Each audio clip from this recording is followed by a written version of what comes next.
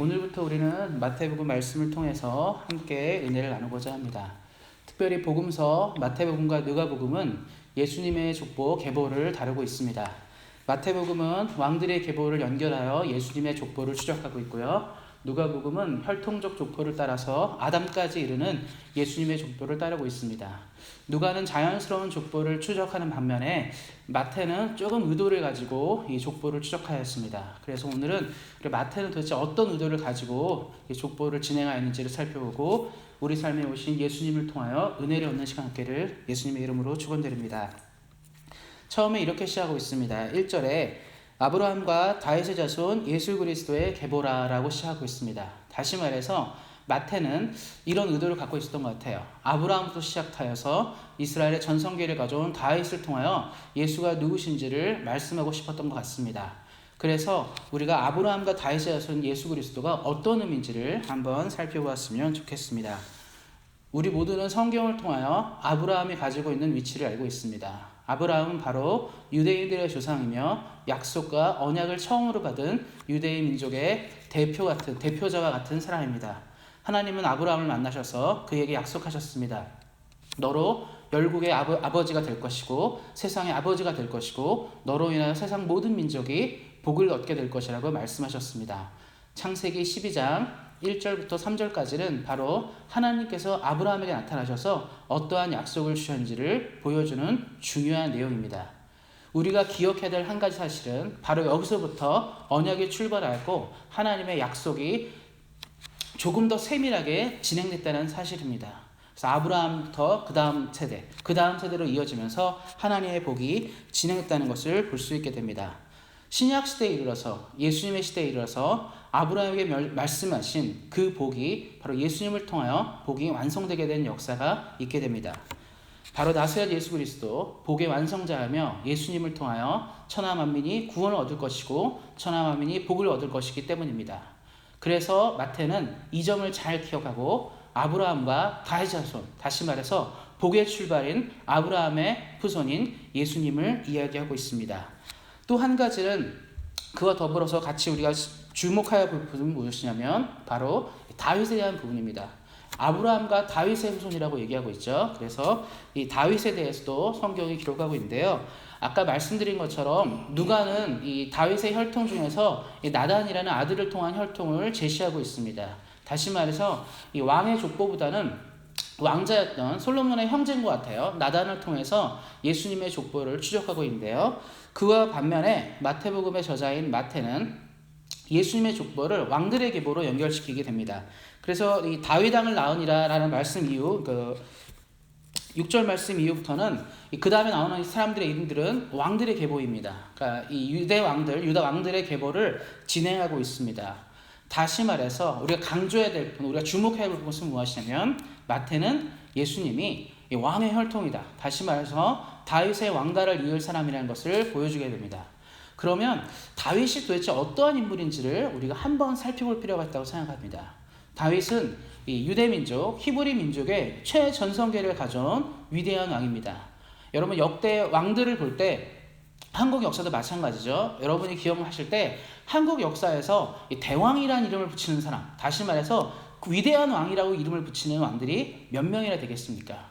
아마 여러분 머릿속에 생각나는 사람은 두 사람 정도, 세종대왕이나 광개토 대왕 정도를 생각하게 될 것입니다. 물론 다른 임금한테도 대왕이란 말을 붙일 수 있겠지만 한국인들이 보편적으로 생각하는 대왕은 광개토 대왕과 세종대왕입니다. 다시 말해서 이들은 역사를 전환시킨 사람들이에요. 당시에 한국의 영역과 한국의 가치를 세상에 높인 사람들이기 때문입니다. 다윗이 그러한 사람이었어요. 약소민족이고 작은 민족이었던 유대민족을 이 고대 근동의 이 중동 지역의 최강자로 만든 부상시킨 사람입니다. 우리가 흔히 말하는 골든에이지, 영광의 시대를 가져오는 찬란한 시대를 가져왔던 이 사람입니다. 그래서 여러분 지금도 이스라엘 국계에는 이 별이 하나 있는데 그것을 다윗의 별이라고 부릅니다. 이스라엘 민족에게는 다윗은 특별한 존재예요. 왜냐하면 이 성경에서 메시아는 다윗의 혈통으로 올 것이다. 다윗의 후손으로 올 것을 얘기하고 있었기 때문에 지금도 이스라엘 사람은 이 메시아는 다윗의 혈통으로 올 것을 알고 있습니다. 마태는 그것을 알고 있었죠. 유대인들이 누구를 가장 영광스럽게 생각하느냐? 유대인들이 가장 간절히 기대하고 고대하던 영광의 시대를 다시 불러올 사람이 누구냐? 바로 예수라는 것이죠. 그래서 이 마태는 바로 다윗의 계보를 예수님의 족보에 소상하게 기록하면서 그의 혈통으로 오실 예수님을 보여주고 있게 됩니다. 그리고 또 족보에 우리가 조금 더 흥미롭고 눈여겨봐야 될 부분들이 있습니다. 대다수의 족보들, 한국 족보도 마찬가지고요. 세상에 많은 이 족보들은 남자를 중심으로, 이 남자 혈통을 중심으로 족보가 기록되게 되어 있습니다. 최근 들어서는 이제 한국도 그렇지만 족보를 작성할 때 딸들의 이름도 집어넣기도 하지만 대체로 족보를 기록할 때는 이 남자를 중심으로 기록하게 됩니다. 어떤 사람을 중심으로 진행되냐면 가문의 대표나 가문의 중요한 일을 한 사람들을 중심으로 이 족보를 기록하게 되는데요. 예수님의 족보에는 독특한 부분이 한 가지가 있습니다. 바로 5명의 여자의 이름들이 나온다는 사실입니다.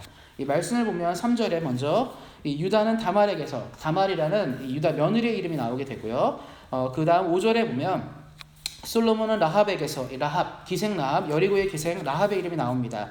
그리고 또 5절 뒷부분에 보면 보아스는 룻에게서, 모압 여인 룻의 이름이 나오고 있고요. 그리고 밑으로 내려보시면 6절 말씀에는 다윗은 우리아의 아내, 다시 말해서 밧세바의 이름을 집어넣고 있습니다. 그리고 16절 맨 마지막 부분 중에는 바로 마리아에게서 그리스도라 칭하는 예수가 나셨다라고 얘기하고 있습니다. 족보는 특별한 의도를 가지고 5명의 여자의 이름들을 넣고 있습니다. 이들을 분류해 보면 2명은 이방인이고요. 2명은 행실이 좋지 못한 일들을 저질렀습니다. 그리고 1명은 바로 마리아 남편 요셉의, 그러니까 요셉의 부인이죠. 요셉의 부인 마리아를 집어넣고 있습니다. 이들의 면모를 살펴보면 우리가 재미있는 사실을 발견할 수 있습니다. 하나님의 약속의 계보에 들어가지 못하는 여러 민족들이 있는데요. 그 중에 하나는 모압 족속입니다. 모압은 성경에 이렇게 얘기하고 있어요. 모압 족속은 10대가 지나도 이스라엘의 총회에 가입할 수 없다. 그러니까 다시 말해서 아무리 시간이 지나도 이스라엘 사람이 될 수 없다라고 말했던 사람들이 모압인들입니다. 그리고 여리고의 사람들, 가나안 족속은 하나님이 박멸하기로 결정한 족속들입니다. 그러니까 라합, 가나안 여인 라합과 여리고 사람이죠. 여리고 사람 라합과 이 모압 여인 룻이 족보에 포함되는 것은 우리가 뭔가 크게 시사하는 바가 있습니다.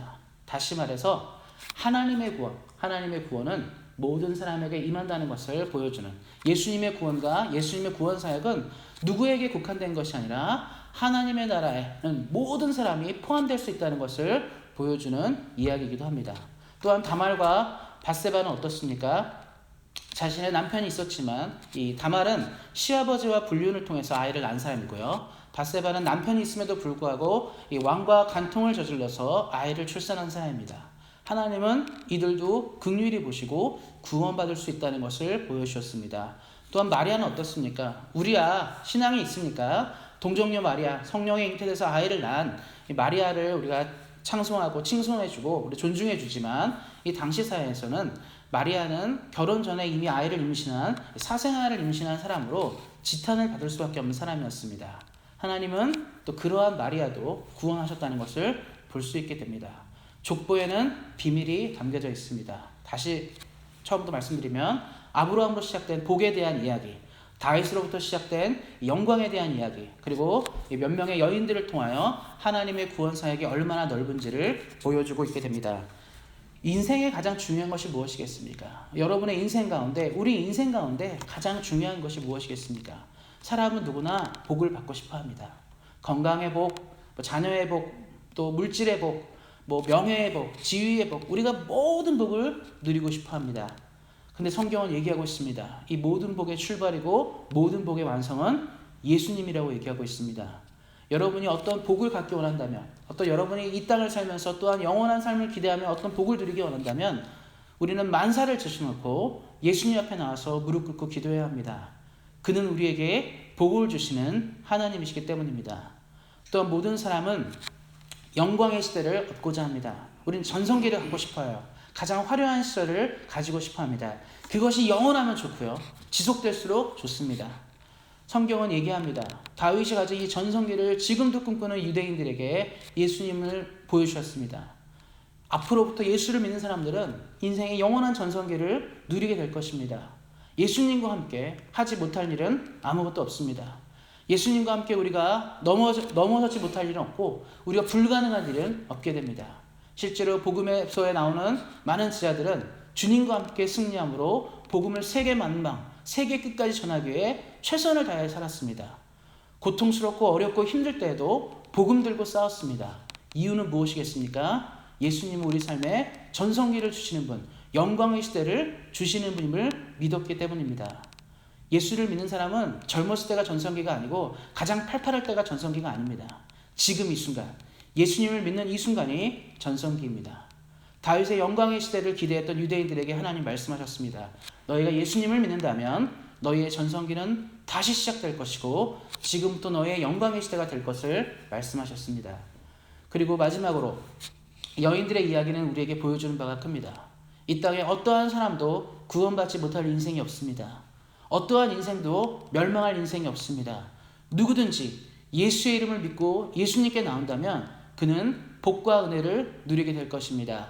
성경에는 많이 얘기하고 있어요. 천하 만민에게 구원을 줄 만한 이름이 없었다.